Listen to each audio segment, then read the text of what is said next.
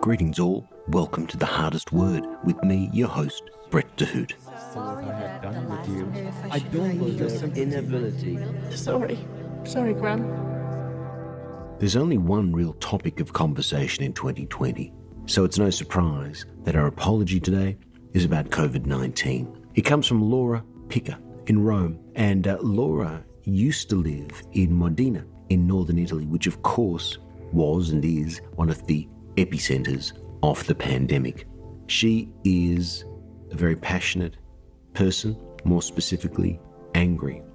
And why wouldn't she be? So in lieu of the apology she'd like to hear, she wrote one herself. Here it is.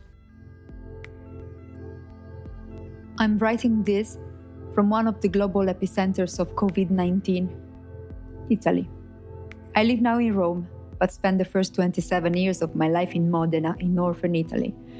Then it was my home, but now it is a crime scene.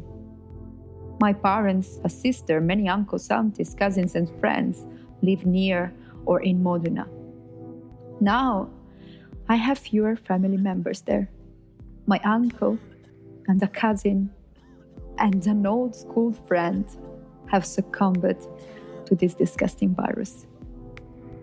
The destruction of my old town, the people there, the businesses and the life has left some people without feelings. They are like zombies. Their own emotions are too much for them to comprehend. Me? I have one emotion, and I feel it very strong. I am not a zombie, and my emotion is anger. I am furiosa. They say that apologies help calm such feelings. Maybe. But I would not know, as I have not received an apology from the leaders of the country where all this disaster began, China. None of us have. They are sending us respirators and masks and expecting our politicians to say thank you, thank you. I want my politicians not to say thank you. I want them to say things that I cannot say on a podcast.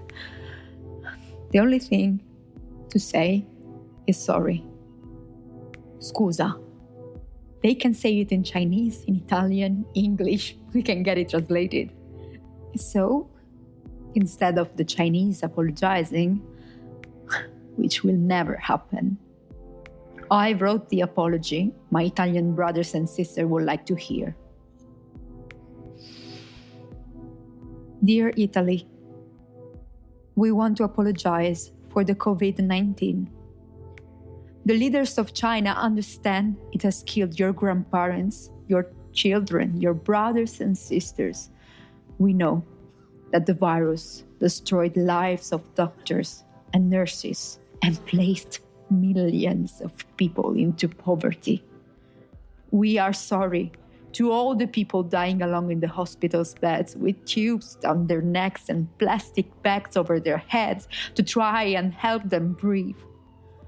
We know how much Italians love their family, so we apologize to the families that are not allowed even to attend the funerals.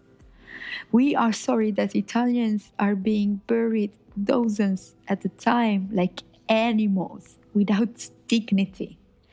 We apologize from the bottom of our hearts. We knew to stop this happening, we will close our wildlife markets and stop eating the wild and endangered animals. We will not be barbaric anymore. And for beginning the rumor in China that the virus started in Italy. This was a naval mistake. If it makes you feel any happiness, we also killed many of our own people with lies and deceptions. They were not given the information they needed to keep safe. We threatened our own doctors and politicians who knew there was a problem. We won't do that again. Your country is beautiful. We are sincerely sorry. China.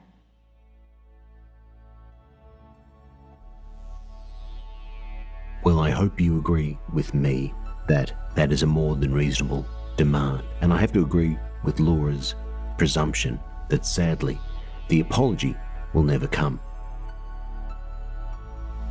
It's time to bring this whole sorry business to a close. On behalf of our audio director, Brian Wallace, and me, your host, Brett DeHoot, thanks for listening. The website, thehardestwordpodcast.com. Farewell.